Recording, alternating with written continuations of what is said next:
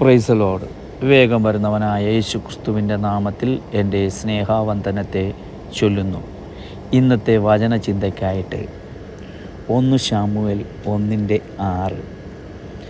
അവളുടെ പ്രതിയോഗി അവളെ വ്യസനിപ്പാൻ തക്കവണ്ണം വളരെ മുഷിപ്പിച്ചു. Praise Lord. ഈ വചനം അനേകവട്ടം നമ്മൾ കേട്ടിട്ടുണ്ട്. അനേകവട്ടം ഈ വചനത്തിൽ നിന്ന് ചിന്തിപ്പിച്ചു, നമ്മളെ ബലപ്പെടുത്തിയിട്ടുണ്ട്. എന്നാൽ ദൈവത്തിൻ്റെ ആത്മാവ് നമ്മുടെ മധ്യേ ഈ വചനം നമ്മളോട് സംസാരിക്കുന്നുണ്ട്. പല രീതിയിലും പലവട്ടവും നമ്മളോട് സംസാരിക്കുന്നുണ്ട്. ഹന്നയെ നമുക്ക് നോക്കിക്കഴിഞ്ഞാൽ ഹന്നക്കൊരു പ്രതിരോധി ഉണ്ടായിരുന്നു. ഹന്നയെ ദുഃഖിപ്പിച്ചതും വ്യസനിപ്പിച്ചതുമായ ഒരു പ്രതിരോധി പെനീന വന്ന് ആ മകളെ എന്നും വാക്കുകൊണ്ട് കുത്തുന്ന ഒരനുഭവമുണ്ടായിരുന്നു, വേദനിപ്പിക്കുന്ന ഒരു അനുഭവമുണ്ടായിരുന്നു. ആ ഒരു കാരണത്താൽ ഹന്ന ആലയത്തിലേക്ക് ചെന്ന് ഹന്ന കരയുവാൻ തുടങ്ങി. അവളെ കണ്ട പുരോഹിതൻ പറയാണ്, നീ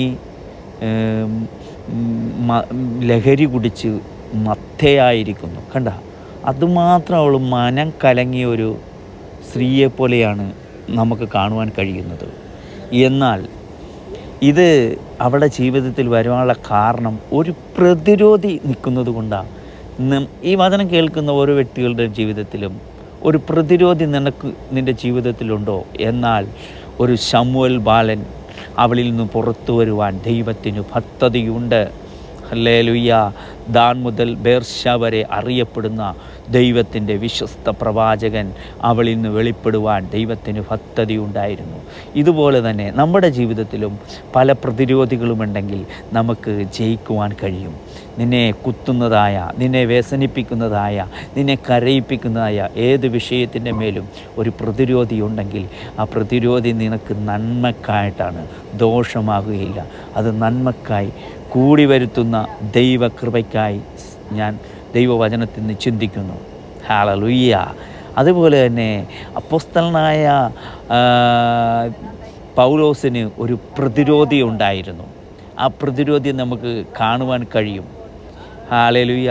സാത്താൻ്റെ ദൂതനെ തന്നെ കുത്തുവാൻ അവനെ കൽപ്പിച്ചാക്കിയ ഒരു പ്രതിരോധിയെ നമുക്ക് കാണുവാൻ കഴിയും.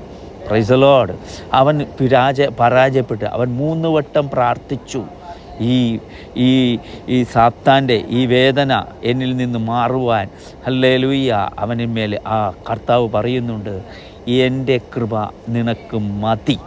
ചില സാഹചര്യങ്ങളിൽ കർത്താവ് പറയും, എൻ്റെ കൃപ നിനക്ക് മതി. അടുത്ത നമുക്ക് കാണുവാൻ കഴിയുന്നുണ്ട്.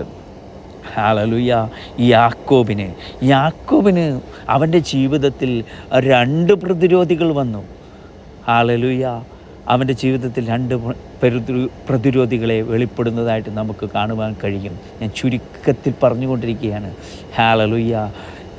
അവൻ്റെ ജീവിതത്തിൽ 2 പ്രതിരോധികൾ വന്നപ്പോൾ അവനൊരു പ്രാർത്ഥന നടത്തി. ദൈവത്തോടും ദൂതനോടും മല്ലുപിടിക്കുന്ന ഒരു പ്രാർത്ഥന. കാര്യം എന്താ? അവൻ്റെ ജീവിതത്തിൽ 2 പ്രതിരോധികൾ നിൽക്കുകയാണ്. ഒന്ന്, അവൻ്റെ അമ്മാച്ചൻ ലാവാൻ നിൽക്കുകയാണ് ഒരു വശത്ത് അവൻ്റെ സ്വന്തം സഹോദരൻ നിൽക്കുകയാണ്. കണ്ട, അവൻ പത്തനാപുരത്തിലെ കോടി സകലതും അവൻ്റെ കയ്യിലുണ്ട്. അവൻ ഈ ലോകത്ത് അവന് എല്ലാ നന്മകളുമുണ്ട്. എന്നാലും അവന് മുന്നോട്ട് കടക്കണമെങ്കിൽ ഒരു പ്രതിരോധി അവൻ നിൽക്കുന്നത് കൊണ്ട് അവൻ മനുഷ്യനിലല്ല ആശ്രയിച്ചത്, പിന്നെ അവനെ സഹായിക്കാൻ കഴിയുന്നത്, അവനെ എതിർക്കുന്നതായ 2 വ്യക്തികൾ അവൻ്റെ ജീവിതത്തെ നശിപ്പിച്ച് കളയുമെന്ന് പോരടി അവൻ്റെ ജീവിതത്തിൽ.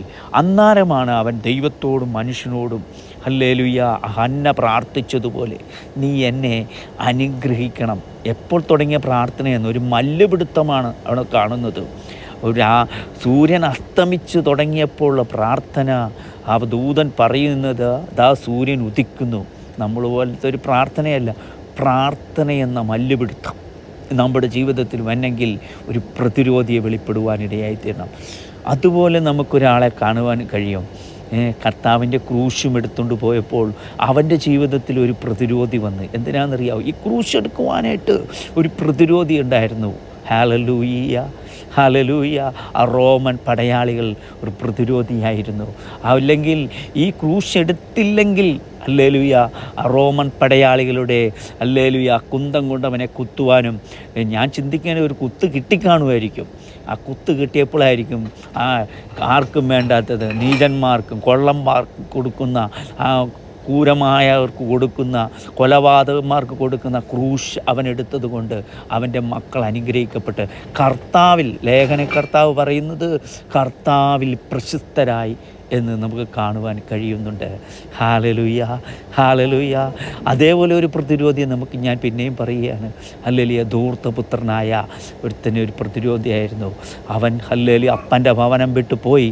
അവൻ അപ്പൻ്റെ ഭവനം വിട്ടു പോയപ്പോൾ ഹല്ലേലൂയ അവനെ ഹല്ലേലൂയ ഹല്ലേലൂയ പന്നിയുടെ വാളവരെയെങ്കിലും തിന്ന് തൃപ്തനാകാമെന്ന് അവൻ കരുതി കഴിഞ്ഞപ്പോൾ അവനത് സാധിച്ചില്ല. Praise the Lord. അവനത് സാധിച്ചില്ല. അപ്പോഴാണ് ഹല്ലേലൂയ അവന് സുബോധം വന്നത്, അവൻ അപ്പൻ്റെ ഭവനത്തെക്കുറിച്ച് ഓർമ്മ വന്നത്. ഈ വചനം കേൾക്കുമ്പോൾ നിങ്ങളുടെ ജീവിതത്തിൽ, നമ്മുടെ ജീവിതത്തിനെ കരയിപ്പിക്കുന്നതായ നിൻ്റെ ജോലി മേഖലകളിൽ, നിൻ്റെ വിദ്യാഭ്യാസ മേഖലകളിൽ, നിൻ്റെ തലമുറകളിൽ മേൽ ഹല്ലേലൂയ നിൻ്റെ കുടുംബ ജീവിതത്തിൽ എന്തിനെ നീ കരയിപ്പിക്കുന്നതായ എന്തെങ്കിലും അനുഭവം നിൻ്റെ ജീവിതത്തിലുണ്ടെങ്കിൽ ഹല്ലേലൂയ നിനക്കൊരു പ്രതിരോധി ഉണ്ടെങ്കിൽ ഹല്ലേലൂയ നിൻ്റെ പ്രതിരോധി അലറുന്ന സിംഹം പോലെ ആരെ വിഴുങ്ങേണ്ടതിന് തിരഞ്ഞെടുക്കുന്നെങ്കിലും അതിന്മേൽ ജയം നൽകുന്ന ഒരു സർവശക്തനായ ദൈവം നമുക്കുണ്ട്. ഈ വചനങ്ങളാൽ നമ്മളെ ഓരോരുത്തരെയും കർത്താവ് ബലപ്പെടുത്തുമാറാകട്ടെ. ആമേൻ.